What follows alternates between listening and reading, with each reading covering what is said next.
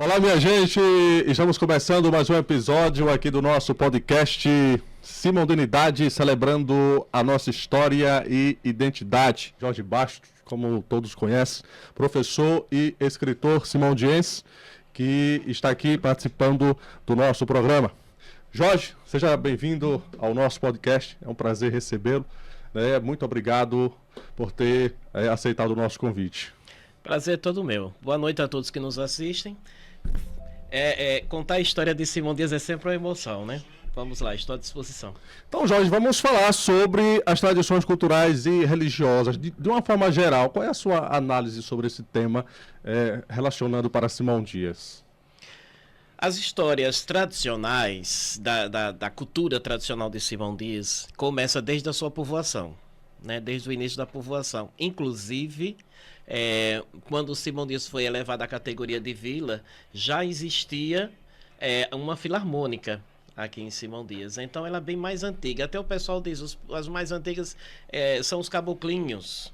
Não se tem nenhum registro, por exemplo, de 1850 com esses grupos folclóricos aqui. Não é dizer que não tinha, apenas não existe registro. Agora, o registro mais antigo de tradições culturais é a filarmônica. E que, por sinal, ainda temos aí ativa, né? Não a mesma filarmônica que iniciou, que foi a de José Felipe Santiago, mas os músicos que foram passando de geração em geração e mantendo essa tradição, né? Muito bonita, por sinal. Então vamos começar com as imagens, meu caro produtor, com as imagens da Lira Santana, que Jorge está se referindo, que a gente vai acompanhar. Vocês que estão em casa, que estão nos assistindo, vão ver algumas fotos, alguns registros da época relacionado aí à nossa Lira Santana, que ela já tem quantos anos, mais ou menos? Ela foi fundada em... A data de fundação dela ainda é muito debatida, na verdade. Porque faz parte de uma evolução, vamos dizer assim, né? Vamos começar pelo seguinte.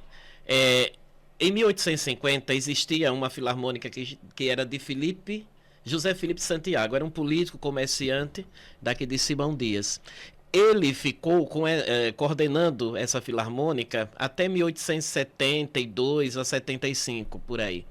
O filho dele, José Benício Menezes Carvalho, que inclusive não tem nada a ver com a família Carvalho, mas ele resolveu homenagear a família com o sobrenome.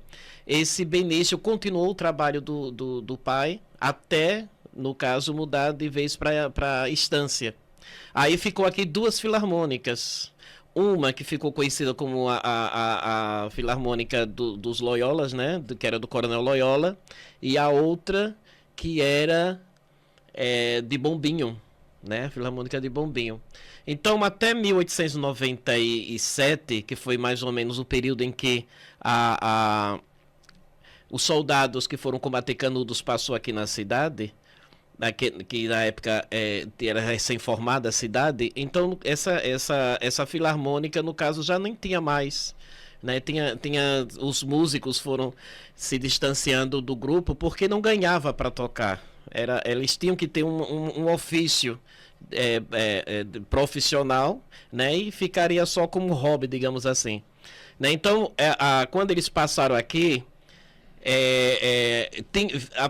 tinha um grupo que tocava, que era da banda militar, e precisou que se tocasse na matriz, numa missa de envio, né, músicas religiosas. Como eles eram militares, não conheciam músicas religiosas, aí eles começaram a chamar músicos daqui que conheciam as canções e levaram para a igreja. Isso foi um impulso para continuar, ou pelo menos para retomar as filarmônicas daqui de Simão Dias. Então, até esse momento, não existia Lira Santana. Tanto que, para muitas pessoas que conhecem a história da Lira, acha que esse período da passagem das tropas combatentes de Canudos era que dava início à Lira Santana. Só que é o seguinte, em 1895, quando houve a inauguração do Tanque Novo, tem uma lira aqui chamada Lira Ipiranga.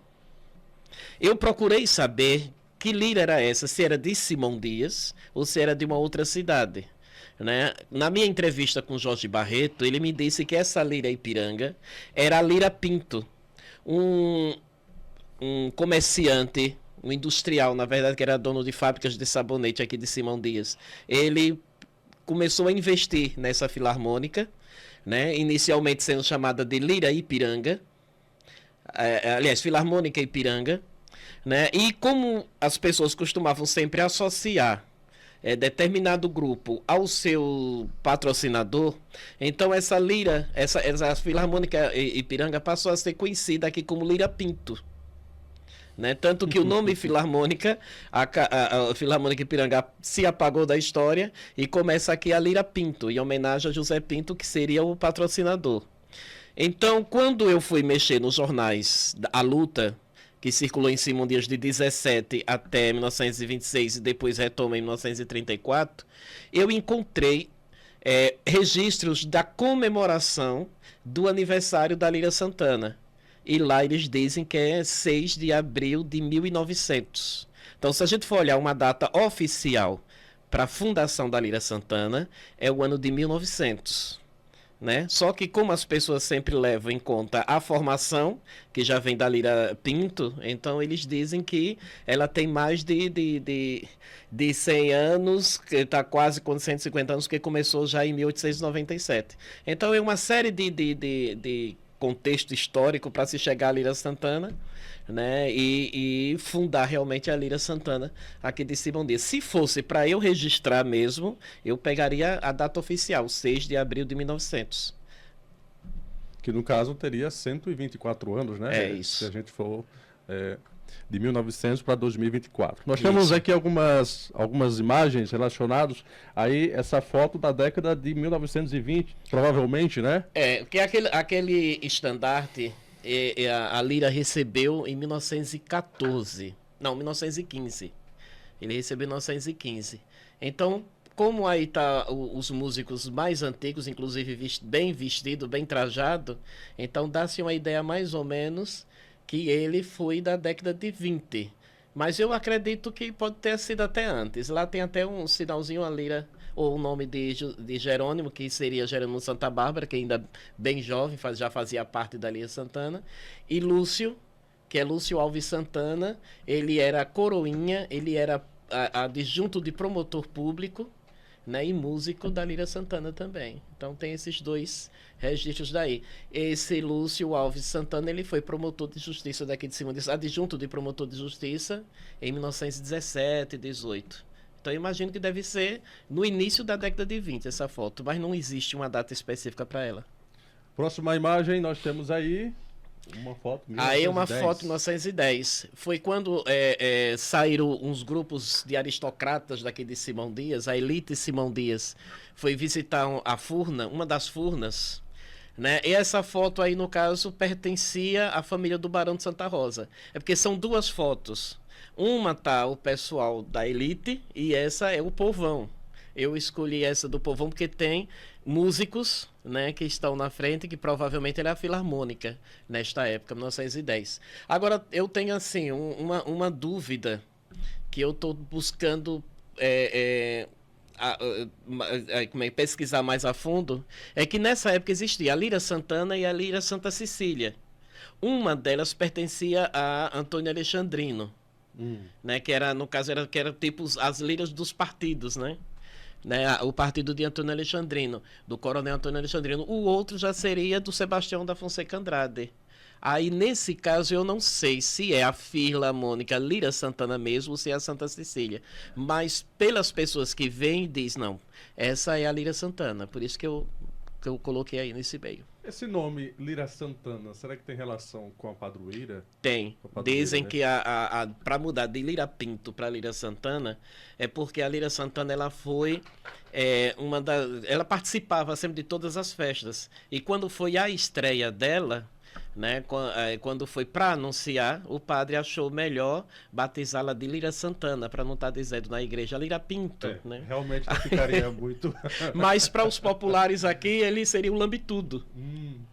Né, porque tinha a Lira Santa Cecília e a Lira Santana. A Lira Santana era convidada para todos os movimentos e tal. Então era Lambitudo. A outra, que seria Esqueci o nome da Líria Santa Cecília, o apelido dela. Mas é um apelido bem engraçadinho, eu não esqueci agora. Que era porque ele só tocava em grupos folclóricos e não era para todos os eventos, né? A mais cotada mesmo era a Líria Santana. A Líria Santana. Temos mais imagens sobre a nossa lira. Vamos ver aí outra imagem. Creio que essa seja mais recente. Essa já seria da década de 70. Né? Já é com Raimundo Macedo, né, na coordenação. É nessa que tem... Ali tem o Almeida Júnior ali? Tem o Sandoval? Almeida Júnior ali. Tem ele ali. Essa já é da década... Que até no caso... me parece que é o segundo lá do fundo, perto do trombone, né? Aquele coisa grandão. Existe uma coisa interessante. A Líria Santana, na década de 50, parou de tocar aqui na cidade. Zótico Guimarães, que era um maestro muito renomado e já morava em Salvador, veio aqui em Simão Dias na preocupação de restaurar a Líria Santana. Então ele começou a fazer reuniões, reunir empresários e pessoas, músicos, para ver se fazia voltar essa líria. Chamou Jerônimo Santa Bárbara para ajudar na coordenação junto com Raimundo Macedo. E logo Jerônimo Santa Bárbara morreu. Antônio Valadares, quando foi prefeito de Simão Dias, parece que em 1967, aí ele funda a Escola Santa Bárbara, Jerônimo Santa Bárbara, para poder os músicos, né, aprenderem a tocar, né, da lira. E, no caso, o seu Raimundo continuava como maestro. Só tem uma coisa, na época, Antônio Valadares denominou a Filarmônica de Filarmônica José Barreto. Então, inicialmente, ela era José Barreto. Até 1970, a Líria Santana era José Barreto. De 1971 para cá foi que voltou a ser Líria Santana. E segundo as pessoas contam, porque Raimundo Macedo queria homenagear a esposa Lira. Aí aproveitou e ligou o nome da Lira e o nome Santana. Algumas curiosidades que muita gente não sabia, né? Então, veja aí. Temos mais imagens sobre a lira. Outra imagem aí, vamos colocar. Ou já finalizamos? Essa é mais antiga do que aquela primeira, que é a que você mostrou de Almeida. Essa é 1936. 36. Jerônimo Santa Bárbara, que era o maestro, está bem no centro. Né? Aí, no caso, tem Deltrudes Nunes, tem outros que foram maestro daqui da lira. 1936. Nessa época foi fundada a associação. Não essa, mas uma outra associação, inclusive seu Sininho era o presidente, né? Porque a Líria Santana precisava de pessoas que ajudassem na manutenção dela. E o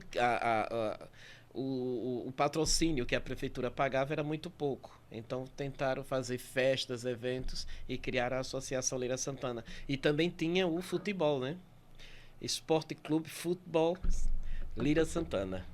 Que isso, no caso, seria porque os músicos ficavam divididos entre jogar bola ou aprender. Então, para poder juntar o útil ao agradável, aí fundaram o time de futebol e aí eles ficavam com o tempo para brincar e o tempo também para aprender a tocar. Uma ideia inteligente de quem criou essa ideia. Isso. Muito bem. Aqui, outra imagem? Ou outra imagem. Inclusive, aí, se eu não me engano, pelo portão lá dos fundos, é ali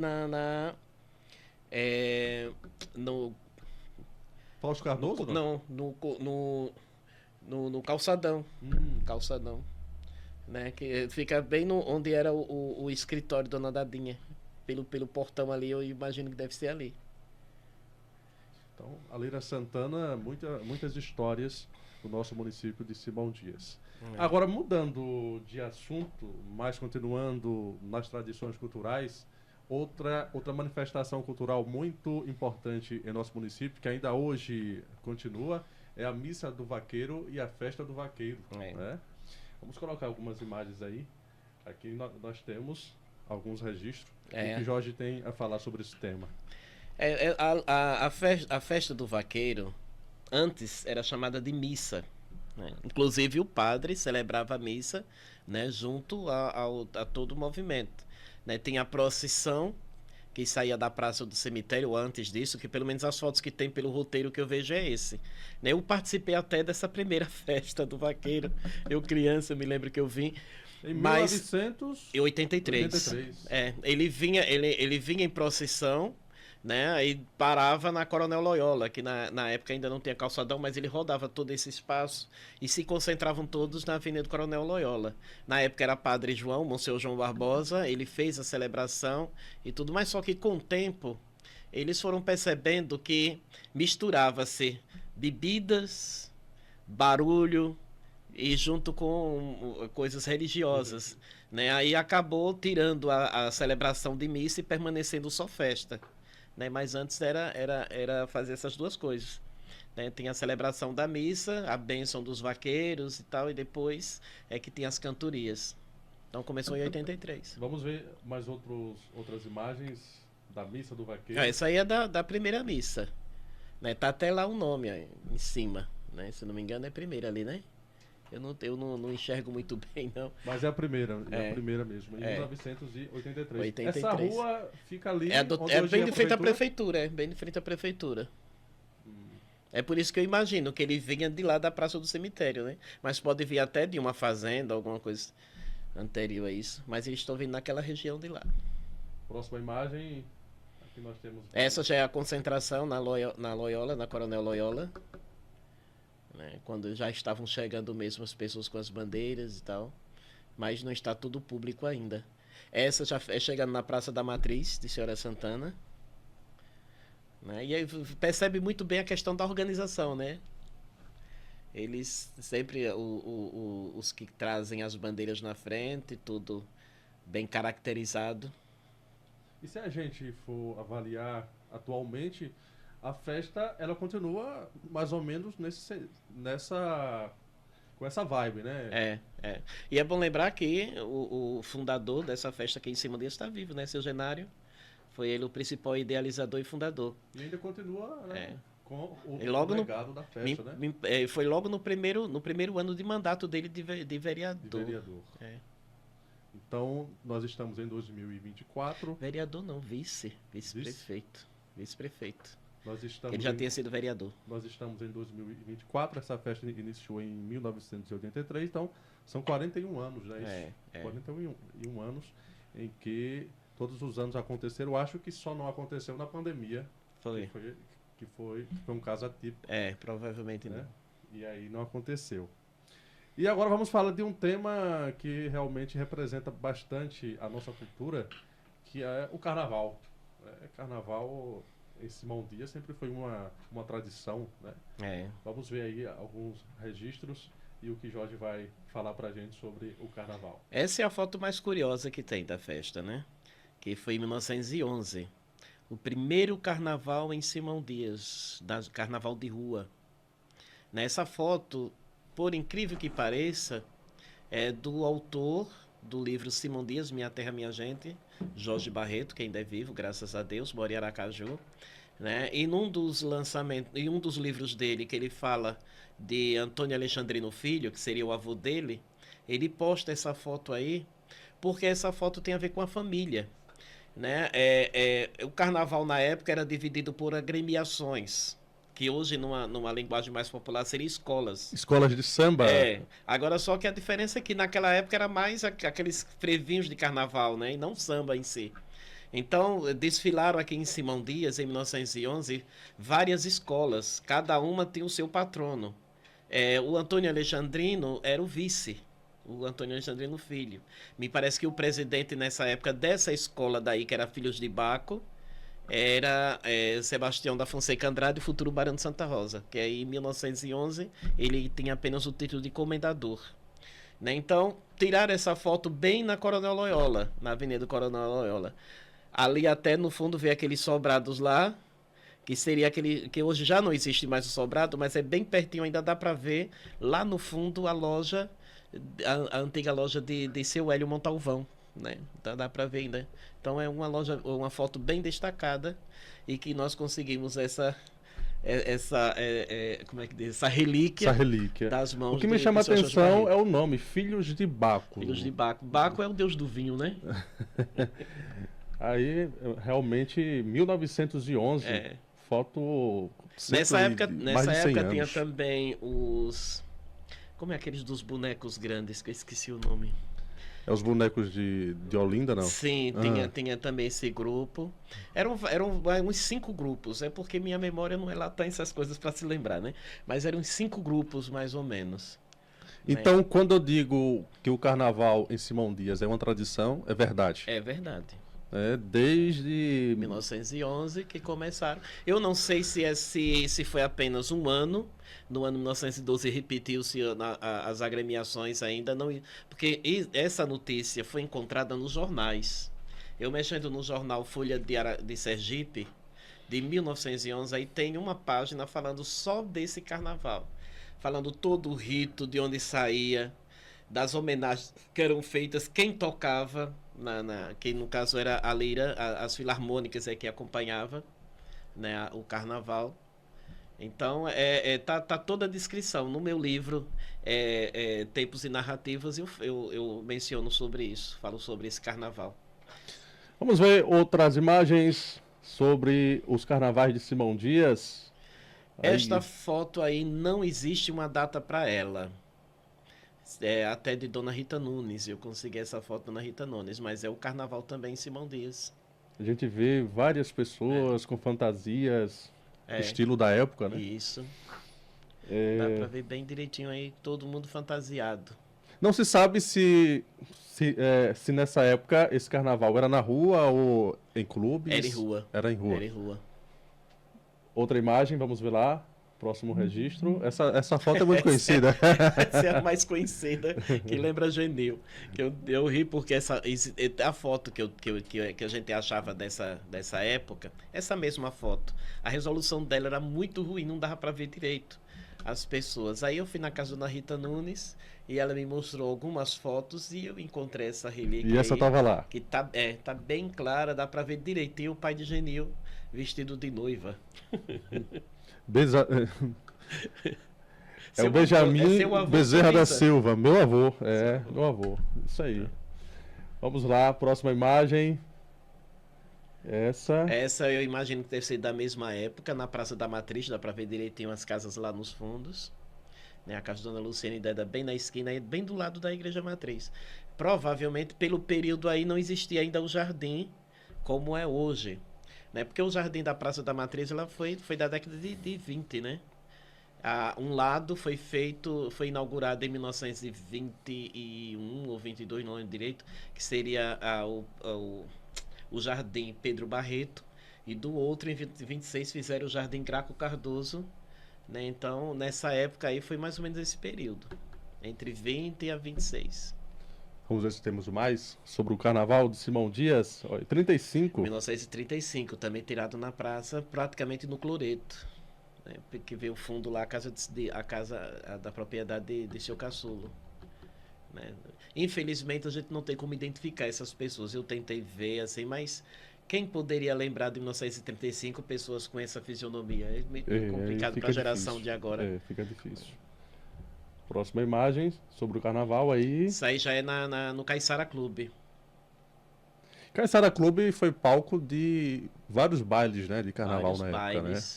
E eu agora pesquisando, que eu não posso ainda declarar de que se trata, mas eu fazendo uma biografia de uma personalidade daqui de Simão Dias, eu encontrei várias festas interessantes que acontecia no Caiçara Clube, como a festa das Havaianas, festa da Primavera, o São João, a festa junina que todo mundo ia caracterizado e tinha a escolha das rainhas.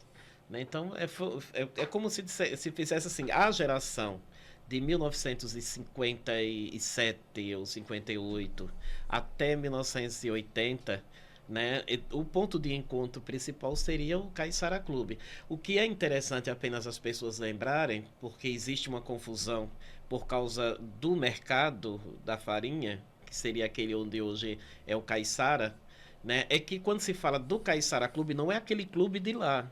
Era uma casa residencial que foi transformada em clube, né? Que ficava na rua Cônego Andrade. Onde hoje tem uma igreja evangélica, tem uma igreja né? evangélica. A igreja então mundial, era ali, né? inclusive uma casa muito, muito bonita, que infelizmente deixaram cair até, né, derrubar de vez. Então o clube funcionou ali, né, durante muito tempo. Começou a cair, digamos assim, a perder o público já na década de 80, quando acontecia um assassinato ali. Então, foi aos poucos, né? Então, era sócios, no caso, se inscreviam e todos esses sócios tinham acesso, né? Mas as pessoas que não eram sócios também poderiam ir, mas funcionou durante muito tempo. Era o ponto de... A festa de Santana, por exemplo, quando não existia as festas de rua, né? Quando terminava as novenas e a festa, o pessoal sempre se encontrava por ali.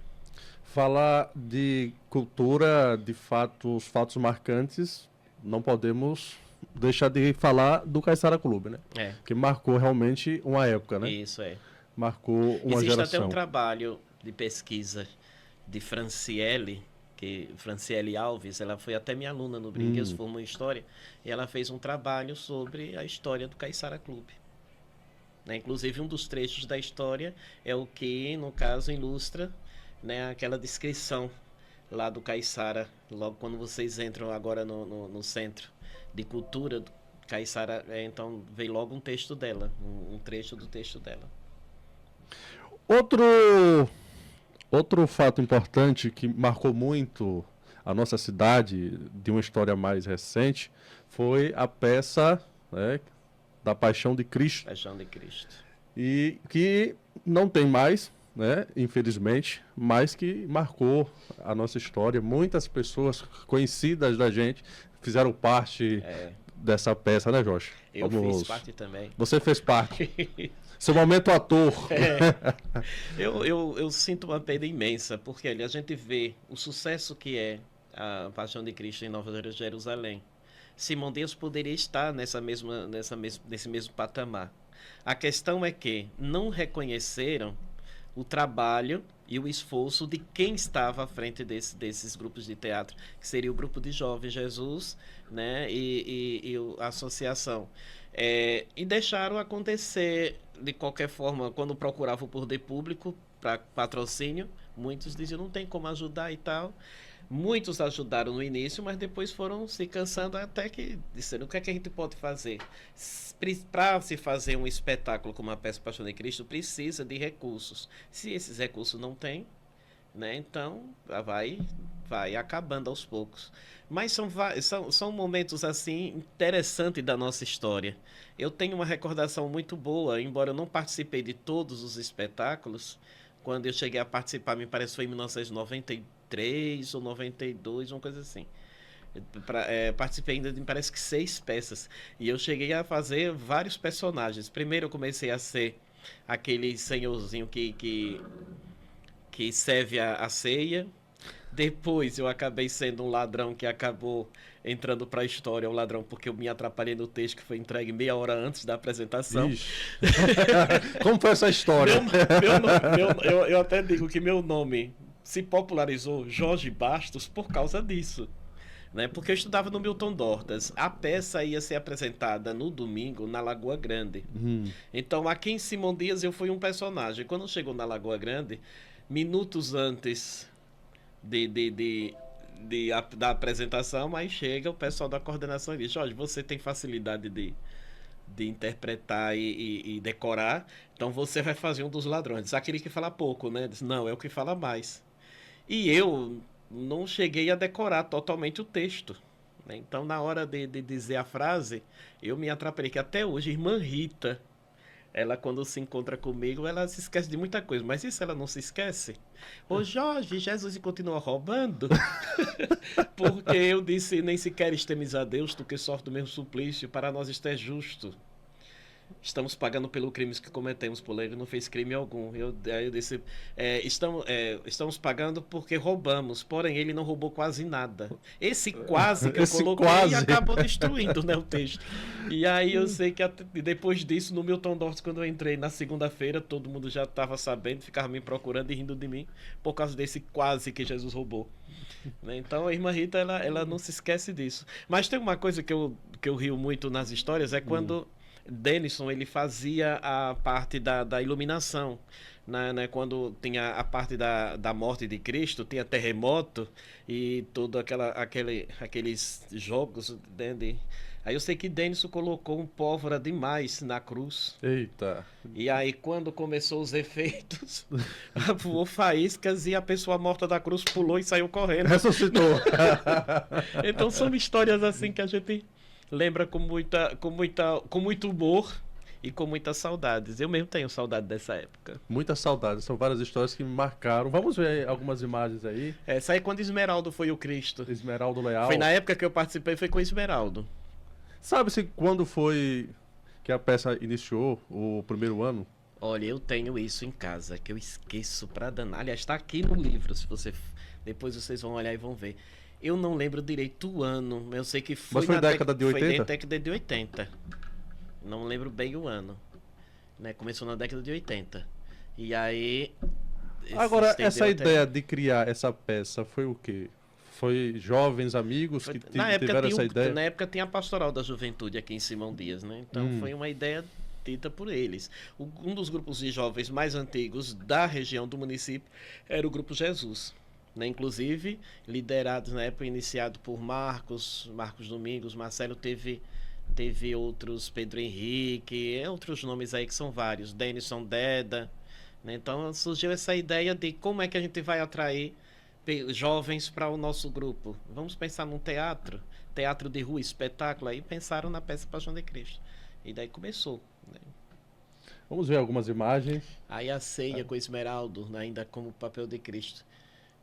Aí tem muita gente conhecido. Dá para ver aí? Quem são?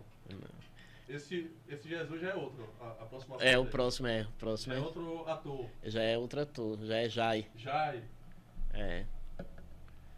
Meu padrinho Jainho, aí ele ressuscitando. Ele ressuscitou. É. Tá com cara de Jesus mesmo ele. É. Olha aí. Pronto, então essa é a peça Paixão de Cristo. Paixão e morte de nosso Senhor Jesus Cristo. Morte e ressurreição, né? Fez história aqui em nossa Simão Dias por muitos anos. É. Né? E agora vamos trocar de assunto. Estamos aqui falando sobre sobre o tema tradições culturais e religiosas aqui no nosso podcast Simodernidade, celebrando nossa história e identidade. Hoje nós estamos com Jorge Bastos, professor e escritor e historiador do nosso município de Simão Dias. Vamos lá, vamos falar agora sobre um ponto importante que eu não sabia que existia e você mandou pra gente esse material. Mostra aí, Lucas, a próxima imagem. Isso aí, Parque José Zacarias de Carvalho. Eu não sabia que tinha esse parque aqui em Simão Dias. Foi fundado por Carvalho Deda. E a finalidade desse parque? Dentro desse parque tinha árvores, foi plantada diversos tipos de árvores, e as pessoas passeavam, né, principalmente aos domingos, as crianças brincavam muito aí nesse parque. Essa foto aí, eu não sabia, porque eu sabia que ali a praça tinha sido chamado parque durante muito tempo, mas eu não sabia que era murado. Graças às fotos de Jorge Barreto, foi que nós conseguimos encontrar ela, porque quando ele lançou o livro Simão Dias, Minha Terra, Minha Gente, o irmão dele, Osmar Barreto, era fotógrafo, e ele fez foto de vários pontos de Simão Dias. Essas fotos, que é de 1967, Jorge Barreto guarda até hoje, e ele me deu para eu digitalizar. Né? Então, aí o parque era, no caso, a praça era chamada Praça São João, né? E tinha no centro esse parque, né? Aos redores, tanto que do outro lado, que não mostra na foto, mas do outro lado, ainda tem a usina de tração elétrica, né? Que é onde funcionava a energia elétrica, hoje é a assistência social. Tinha a delegacia, né? Onde é o memorial hoje em dia, né? E o posto de puericultura e o dispensário, alguma coisa assim. Não, o dispensário, puericultura é outro local. O dispensário, que é aquele posto de saúde, né? E as pessoas da época chamavam que seria a praça também dos três poderes, porque tinha a polícia, tinha o hospital e tinha o cemitério. Eita. Né? Então, era a praça dos três poderes. Né? Então esse muro foi derrubado na década de 50, eu imagino. Né? E a praça ficou algum tempo chamada também Praça José. Eu acho que foi a praça que mais mudou o nome, na verdade. Praça São João. Praça ou Parque José Zacarias de Carvalho, Praça do Cemitério, Praça dos Três Poderes, Praça José Barreto, que é a que ficou até agora. Então era uma praça, só que digamos que murada, né? Isso é. E que o pessoal ia lá para conversar, bater papo, passear. Não querendo comparar, mas fazendo uma relação para mais ou menos. Eu imagino aí que seria uma espécie de jardim botânico. Mas para a época era algo bonito, né? Atrativo. Isso. Muitas árvores. Muito bem. Então, Parque José Zacarias de Carvalho. Quem viveu essa época, né, foi lá e passeou. Quem não teve a oportunidade de viver nessa época, mas está conhecendo agora aí com Jorge nos apresentando. Bom, e vamos falar também da nossa Feira Livre. Porque falar de feira é algo também importante que marcou também a nossa história. E nós temos aí 2 momentos.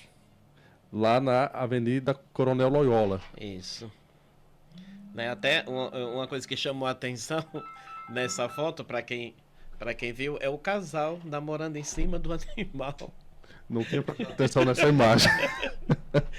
Quando eu peguei essa foto... Não tinha prestado atenção. Quando eu peguei essa foto, o pessoal só... Quem olhou pela primeira... Assim, olha, tem um casal aqui namorando em cima do animal. Né? Aí foi o 3º lugar da Feira de Simão Dias. Porque no início da povoação, a feira era na Praça da Matriz. Depois passou para aquela rua do Cônego Andrade, né? Que seria ali onde tem a biblioteca, o antigo sobrado que foi demolido. A feira era por ali. Né? Depois de lá foi que passou para aí. E aí ficou até a década de 90. Década de 90 foi para o lugar onde hoje é a feira. Agora, só que para a gente entender um pouco. Aí é só um pedaço dela, né? Porque quando chegava ali onde tem o calçadão, subia e ia até aquelas farmácias. Né? Seu Beto, ele fez filmagem na década de 80 e mostra muito isso. Toda aquela região ali era feira. Era feira. E isso foi para a ideia de mudar daí para outro local foi a questão da passagem para Paripiranga.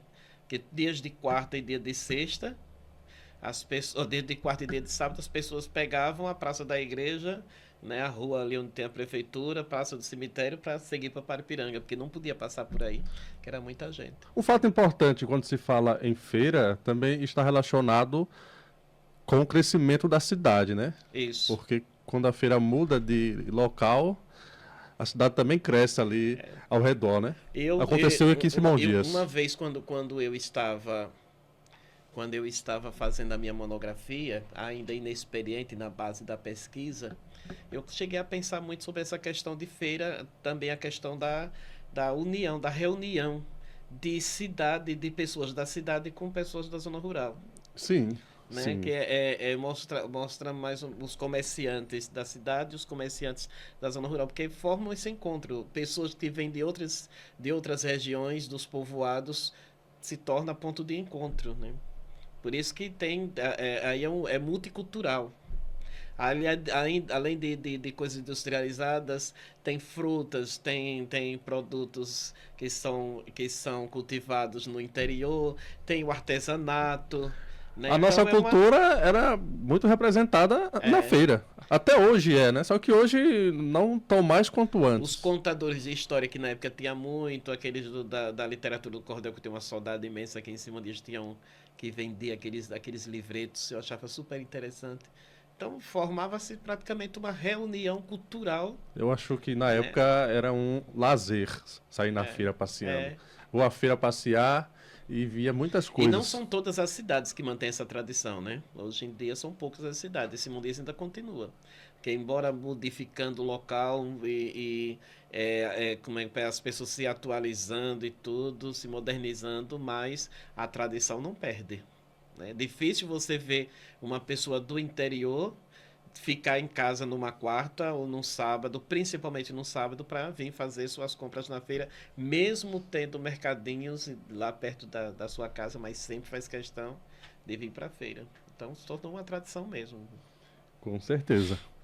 Bom, falamos da feira, agora vamos falar um pouco sobre as tradições religiosas, que também fazem parte do tema do nosso programa. Vou pedir para o Lucas colocar aí a próxima imagem. onde aí fala... Congresso Eucarístico de Simão Dias, 1953. Eu E considero esse evento um dos eventos maiores que Simão Dias já teve na questão católica religiosa, né? Que até foi programado para o ano de 1952, por isso que aí mostra o ano de 52, mas que aconteceu em outubro de 1953. Né? Aí era os cartões, tipo cartão postal, que eram feitos na época para ser comercializado e o dinheiro ser usado na produção deste evento eucarístico, né? Nesse congresso. Então, nesse período, inclusive, foi inaugurado um cine-teatro aqui em Simão Dias, que é o Cine Brasil. Na verdade não era Cine Teatro, mas Cine Brasil. Porque precisava de espaço para fazer conferência, né? E o proprietário pensou em fazer um cine e aproveitou e inaugurou nesse mesmo período. Pessoas, padres, sacerdotes que estavam participando do congresso fizeram a bênção nesse período. Já o bispo veio para cá, o bispo de Aracaju, que nós pertencíamos à diocese de Aracaju, né? Não tinha ainda distância. E aí, no caso, eles vieram e programaram. Cada dia existia palestras para jovem, palestras para criança, palestra para as mulheres, palestra só para os homens. Né? As pessoas compravam uma espécie de ingresso, né? E participavam daquele evento específico. Né? Houve a primeira ordenação episcopal, não, a primeira ordenação presbiteral aqui em Simão Dias, que foi aqui na Praça de Eventos. Fizeram uma praça que era chamada Praça do Congresso, especificamente para este dia, para esse momento. Né? Então, mobilizou toda a Praça da Matriz, que tinha sido praticamente destruída. Não sei se as pessoas vão concordar comigo. Olha o escudo aí do Congresso. Né? A Praça da Matriz, ela foi, quando o Dr. Celso de Carvalho foi prefeito, ele tentou mudar a praça, inclusive derrubou um dos coretos mais bonitos que tinha. E ele não terminou a obra.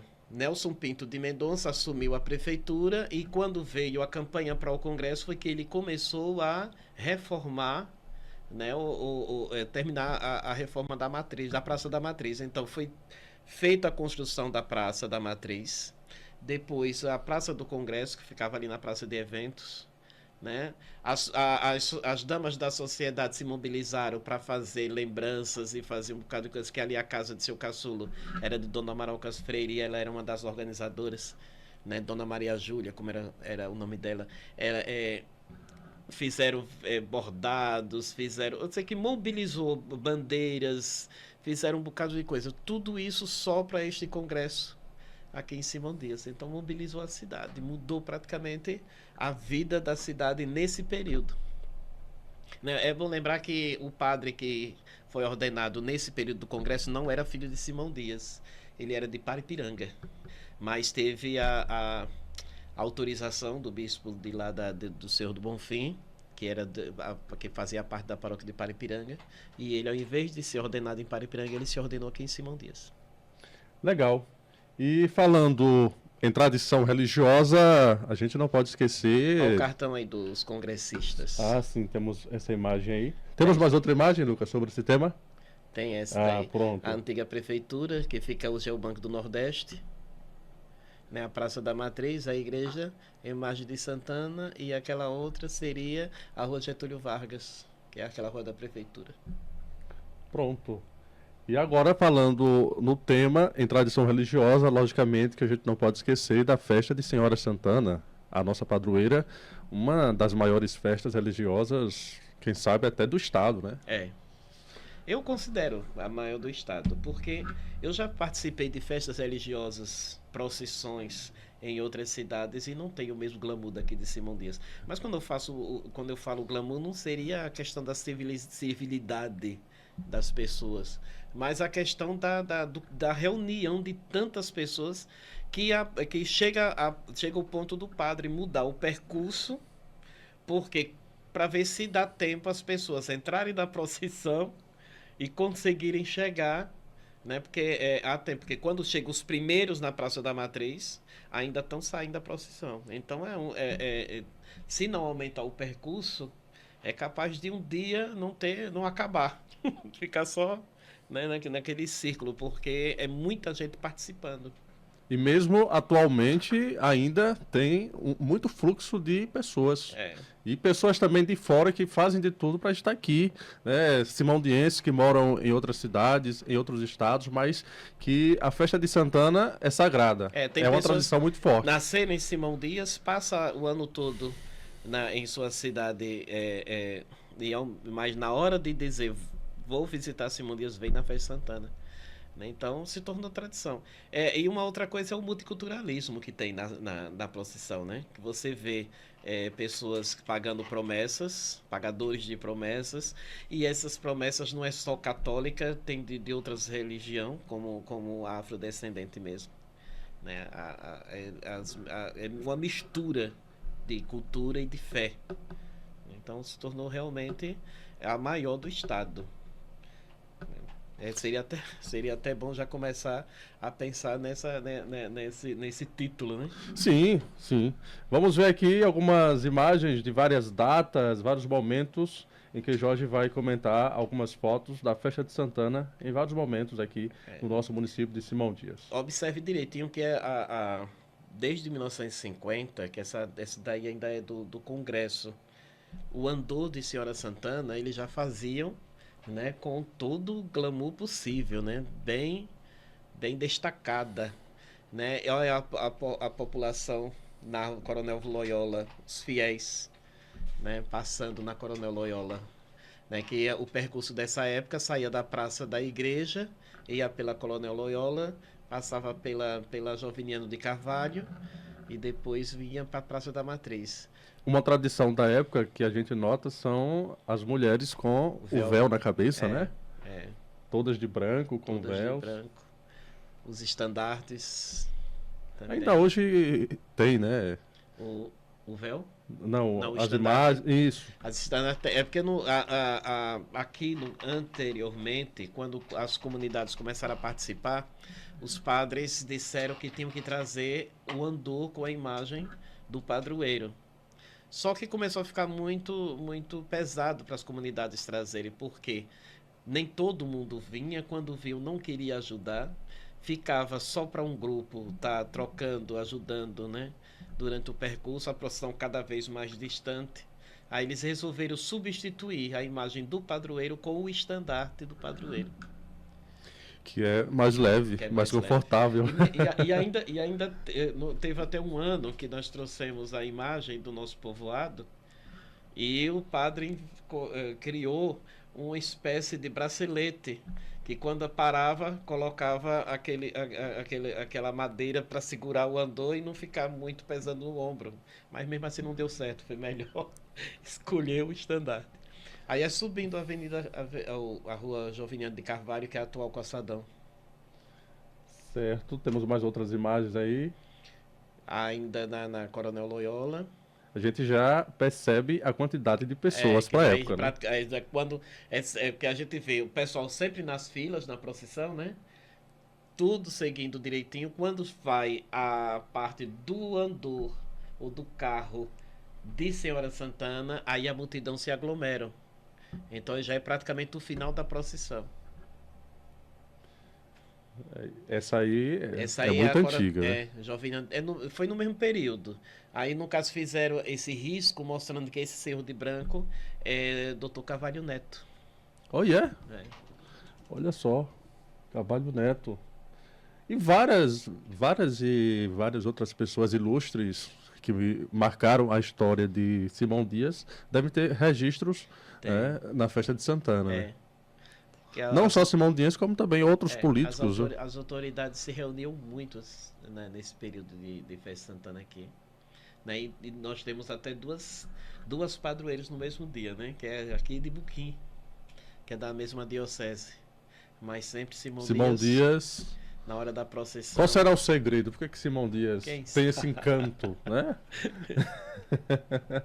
aí então, outra imagem da festa de Santana. Essa imagem eu achei interessante porque é a casa do lado aí que é a casa do Dr. Arthur.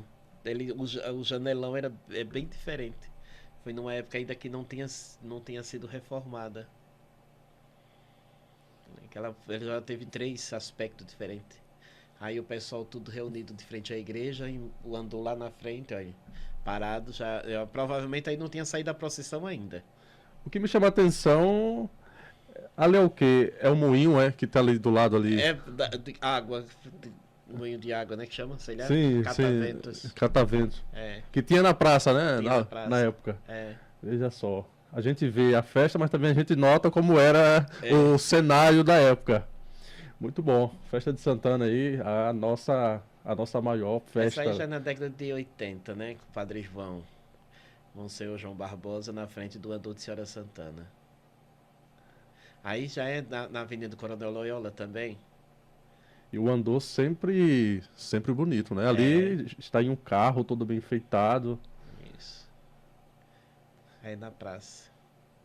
Aí provavelmente não foi festa de Santana, aí foi Semana Santa, né? Com Nossa Senhora lá em cima. Que tem no dia que sai o Senhor morto, né? Sim, sim. É a procissão do encontro que chamam, né? Na Semana Santa. Isso.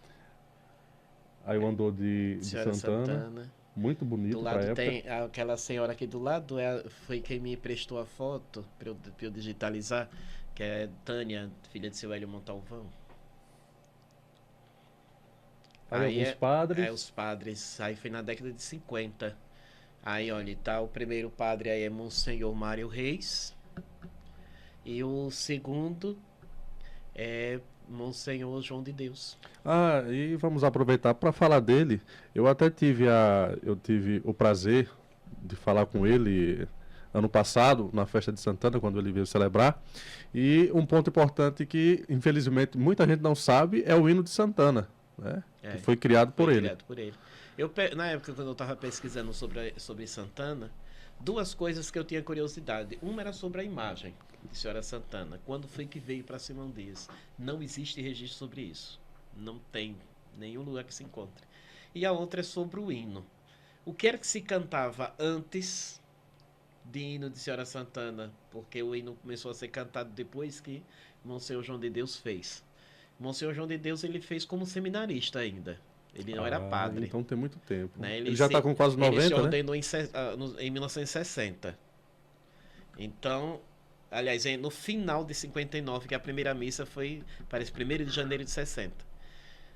Então, ele fez nesse período. Provavelmente entre o Congresso Eucarístico, que ele já estava no seminário, né? Ele também participou do movimento de catequese, aqui que tinha a Semana Catequética de Simão Dias, inclusive tinha hino próprio para essa semana catequética, que reunia toda a catequese do município, né? Então ele, por ser compositor, por saber de cifras e partituras e tal, ele acabou reunindo pedacinhos de hinos de Senhora Santana até chegar ao hino tradicional que nós temos. A música é dele, mas as estrofes foi tirado um pedacinho de cada coisa, adaptada para a Senhora Santana de Simão Dias.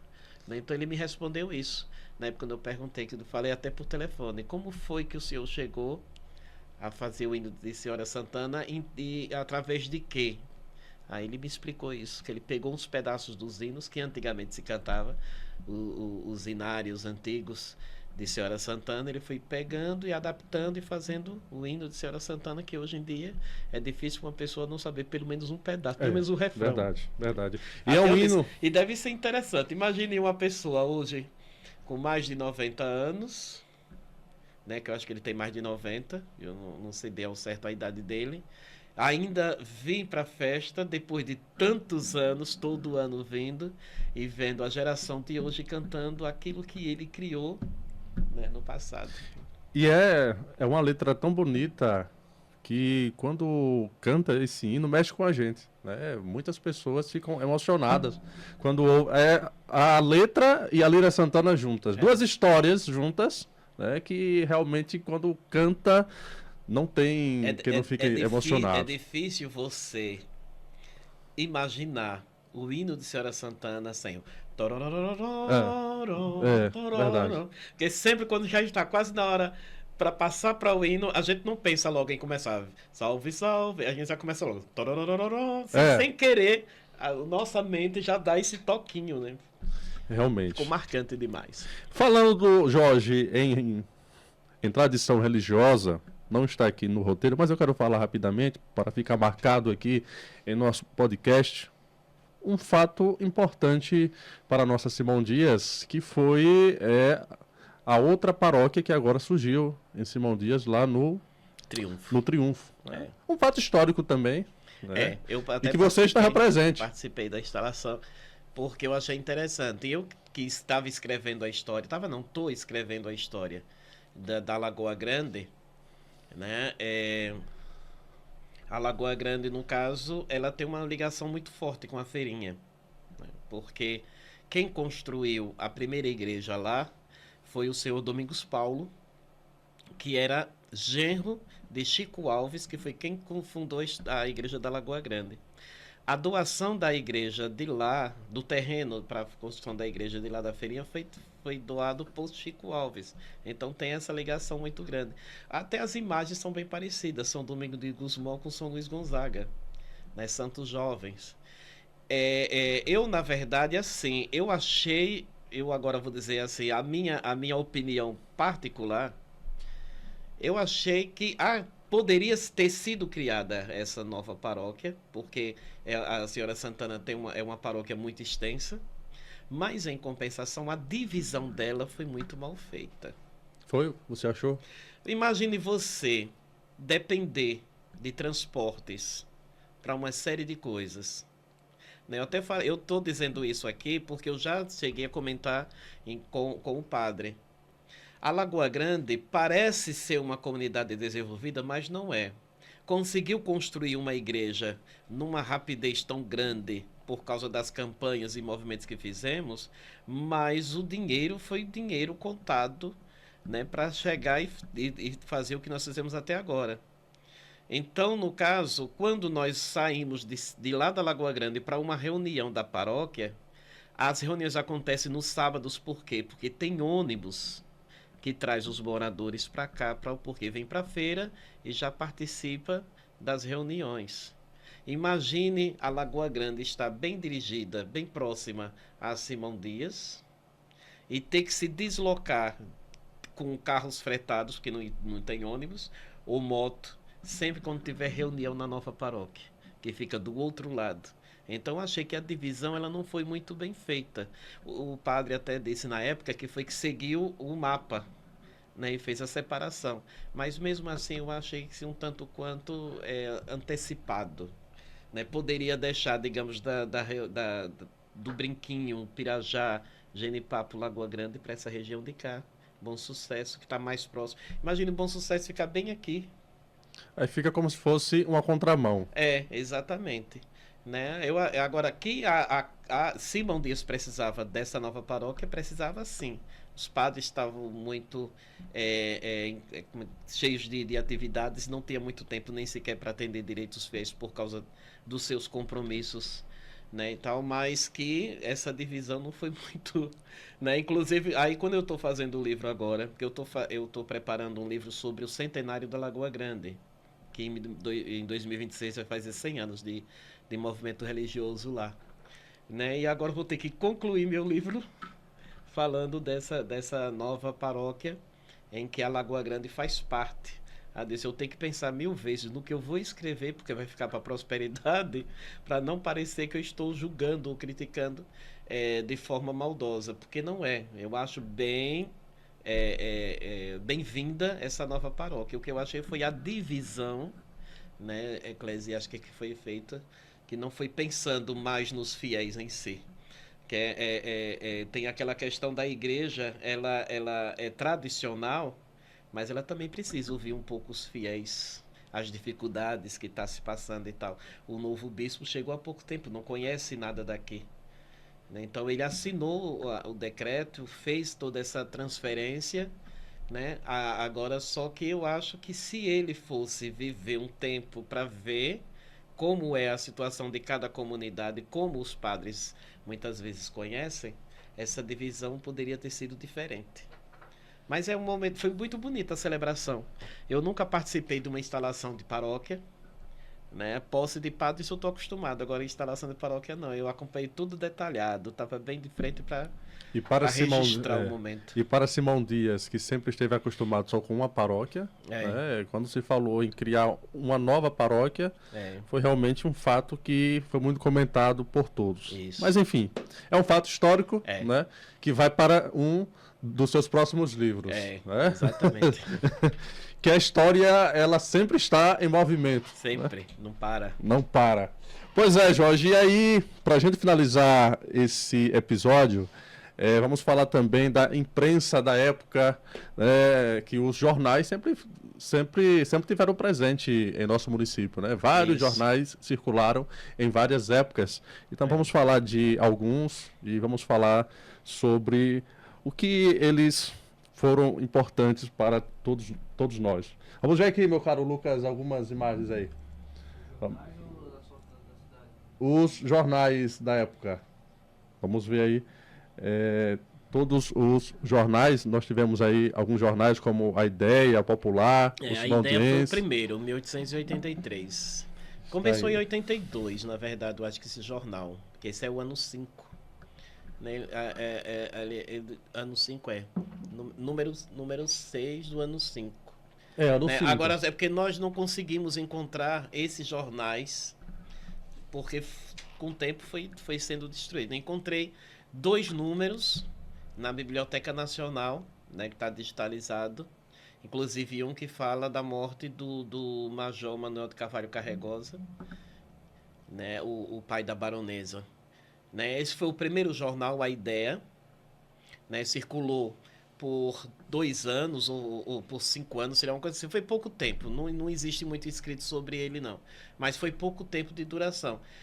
Depois dessa Ideia, aí veio o Popular, que é o próximo jornal, que foi de 1884. Isso mesmo, 1884, Jornal Popular. Aí. Isso. Que esse aí já é o 85, né? Parece o número.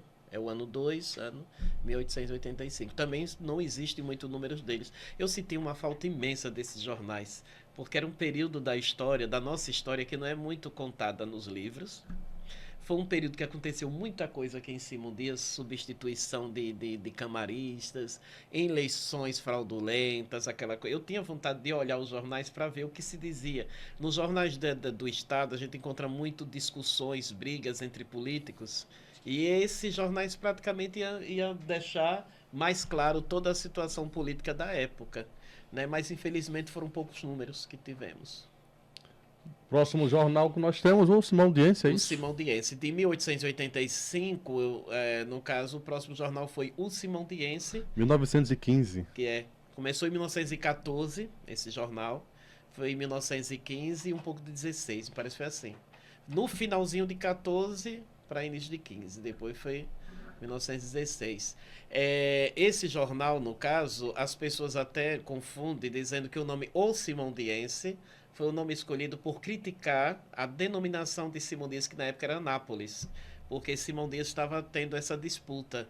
Um grupo achava que o nome da cidade poderia ser Simão Dias e o outro achava que era Anápolis. Mas só que até eu folheando esses jornais, eu tenho uma parte, uma coluna, que dizem que o nome ou o jornal não era partidário sobre a questão de Simão Dias ou Anápolis. Mas mas eles gostavam mais da ideia de ser simondiense e por isso escolheu esse nome. O nome do diretor era Monte Quinto Santo, parece. Próximo jornal, vamos ver. Nós temos agora A Luta. A Luta. Quando saiu o Simondiense, Emílio Rocha, que era um comerciante daqui de Simão Dias, comprou a tipografia. E aí editou o jornal A Luta, que foi o que mais teve edições aqui em Simão Dias. O A Luta começou em 17, vai até 1926, depois retorna em 1934 e vai até 1938. Esse Emílio Rocha foi um dos intelectuais filhos daqui de Simão Dias que mais contribuiu com o desenvolvimento intelectual da cidade, intelectual e cultural. Né? Ele agora só que nos últimos jornais dele, que foi na década de 30, ele se envolveu com a questão da intentona comunista, ele era partidário dos camisas verdes, os anauês. E aí, quando começou a ditadura Vargas, ele se sentiu ameaçado aqui em Simão Dias por causa da ditadura, já que ele era do grupo dos integralistas. E aí fugiu daqui de Simão Dias e foi parar no Rio de Janeiro e morreu por lá. Próximo jornal, vamos ver qual é. Progresso. O Progresso foi em 1923, 21, né? Isso. 21. O Progresso aconteceu na mesma época do que estava... Na década de 20, Simão Dias foi cheio de jornais. Teve jornal que teve pouca duração, teve jornal que só teve 1 ou 2 edições. Mas foi cheio de jornais. Sempre tem alguém que estava lançando jornais aqui em Simão Dias. Inclusive, tem um poeta muito novo chamado Hermes Andrade. Ele morreu com 27 anos de idade de tuberculose. Ele era do Curral dos Bois. E ele fundou, nesse mesmo período do Progresso, o jornal O Município. Inclusive, ele tinha 13 anos de idade, ele mesmo criou sua própria imprensa e trouxe um número desse jornal para Emílio Rocha conhecer, e Emílio Rocha se tornou muito amigo dele. Ele aprendeu muita coisa com Emílio Rocha, mas ele morreu muito novo. Ele é uma das pessoas que precisa ser lembrada aqui em Simão Dias. Precisa ser feita uma coletânea de poesias deles para ser publicada e as pessoas verem o quanto ele era intelectual, autodidata, inteligentíssimo, mas morreu infelizmente jovem. morreu jovem. Então o Progresso, no caso, surgiu em 1921, me parece que foi até 1922, por aí. Ele ficou pouco tempo. Próximo jornal, nós temos o... Vamos ver aqui. Cine Jornal, é isso? Cine Jornal. O Cine Jornal, no caso, foi um jornal do Cine Teatro Ipiranga. Aliás, Silvio Romero, na época. Ipiranga foi depois. Né? Foi quando foi vendido para outra pessoa, mudou para Ipiranga. Esse jornal era de divulgar tantas notícias ligadas à história da cidade, mas principalmente divulgar os filmes que eram exibidos no Cine Teatro Silvio Romero.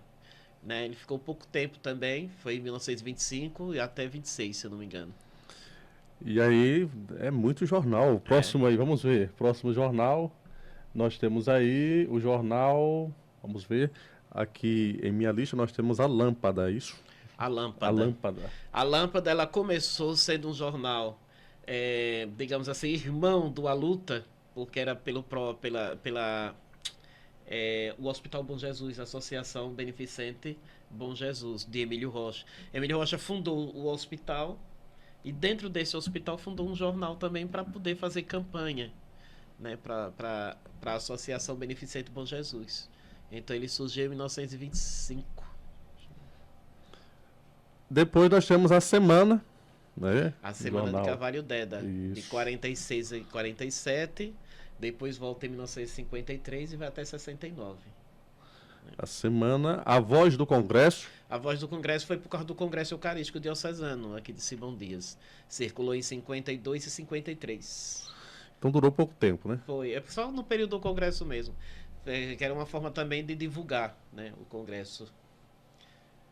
Próximo é a Voz da Voz da Mocidade. Mocidade. Jorge Barreto participou desses jornais, né, é do grupo dos Valadares, essa Voz da Mocidade, né, quando Pedro Valadares estava na ativa, na política, e os filhos começando também a vida política. O próximo jornal é o Ideal. O Ideal é o único jornal escolar de Simão Dias, que se tem ideia. O Ideal era do Fausto Cardoso, 1942. Eu fugi um pouco da cronologia, porque eu tinha pulado ele. Né? Mas o jornal O Ideal foi fundado pela diretora do Fausto Cardoso, Dona Aguinô, e era publicado pelos próprios alunos. Legal. Temos mais jornais aí, meu caro Lucas? O Roteiro Sergipano, de 93. Aí já é mais 94, recente, né? Já é mais recente. Né? E depois do Roteiro Sergipano teve um jornalzinho pequeno, se eu não me engano, para chegar ao Jornal Simão Dias. Temos outro aí, né, Lucas? Depois do Roteiro Sergipano, nós temos o Papagaio do Futuro. O seu Beto Deda fez parte desse jornal. A criatividade para esses nomes são demais. Papagaio do Futuro, repare. E a coragem também. Muita criatividade. Inclusive, quando o senhor Beto Dedo me falou desse jornal, ele disse: Você falou você publicou alguma coisa da Lagoa Grande no Facebook, eu vi lá e eu me lembrei que eu falei da Lagoa Grande no jornal Papagaio do Futuro. Vou mandar para você. Aí esse jornal falava do roubo do sino na Lagoa Grande. Que roubaram o sino da igreja e aí nada foi feito na época. Nem a igreja se preocupou em como é que se diz? Em procurar saber o que aconteceu e tal. Foi esquecido. Era um sino de prata, bronze, muito potente, mas que até hoje ninguém sabe onde foi parar. Aí esse jornal... Mas foi lá para o Papagaio do Futuro. Papagaio Esse papagaio era eficiente. Era eficiente. E atualmente nós temos o Jornal Simondiense e o Ponto também, né? O Jornal O Ponto. Isso, Que mesmo em um mundo mais moderno, mas ainda os jornais ainda circulam Isso. em nossa Simão Dias. Pois bem, Jorge, nós estamos chegando no final desse episódio. Eu quero te agradecer por sua presença. Vou deixar você à vontade para suas considerações finais relacionadas aí às tradições culturais e religiosas. Fique à vontade. Eu indico às pessoas que tiverem acesso ao livro Simão Dias, Tradição e História, que leiam esse livro. Foi lançado há pouco tempo, organizado pelo imortal Antônio Amaral Cavalcante, que é filho de Simão Dias, era da Academia Sergipana de Letras. Ele me convidou para fazer um capítulo para esse livro, porque o livro era a monografia do Luiz Antônio Barreto, era muito fino. Marcelo Domingos, Geraldo, Alexandre Júnior, Edjan, Amanda, todos eles participaram desse projeto. Se eu esqueci de alguém, que me desculpe. Mas aí nesse livro, como ele me pediu para falar de alguma coisa que eu não tinha nos livros que eu já estava para ser publicado, eu escrevi sobre os anos 20. As pessoas precisam entender que a década de ouro de Simão Dias foi o ano 20. Foi um ano de muitas transformações políticas e culturais, principalmente cultural. Né? Então, quem tem acesso a esse livro, eu aconselho que aí, no caso, já se aprofunda um pouco mais na cultura de Simão Dias, né? Na cultura popular de Simão Dias. Então, eu aconselho isso. Com relação a participar do podcast, eu agradeço pelo convite. É sempre bom porque faz memorizar. Uma vez a professora de História, Terezinha Oliva, doutora Terezinha Oliva, ela disse o seguinte, quando estava fazendo a monografia: quando se faz um livro, muitas vezes a gente não gosta de ler. Eu concordo que a pessoa não leia, porque toda vez que lê vai querer mudar alguma coisa. Então eu tento guardar na minha memória aquilo que eu pesquisei e que está aqui no livro, que eu não queria mais ler o livro. Aí a gente acaba esquecendo datas ou qualquer outros detalhes que é de suma importância para conhecimento de nossa história. Quem por acaso ainda se interessar pelo livro, né, não tem lugares de venda, porque não encontrei uma livraria aqui na cidade que chegasse a vender. Achei em Aracaju, mas eu sou muito acomodado, acabei não levando para Escarês, mas vou fazer isso ainda. Mas quem tem interesse, é só entrar na rede social Jorge Bastos, falar que quer, que eu providencio e levo até vocês, que tá os livros todos em casa. Os livros restantes, digamos assim, estão em casa. Brevemente, ainda tem 2 que não foi lançado. Não sei se vai ser lançado ou se vai ser vendido sem o lançamento, que é sobre a Câmara Municipal. Mas isso é um assunto que a gente vai ver no nosso próximo encontro. Então eu agradeço muito o convite, agradeço a todos pela paciência, por ter nos ouvido. Espero que tenham gostado e qualquer dúvida, estou à disposição. E esse podcast vai ficar no nosso YouTube.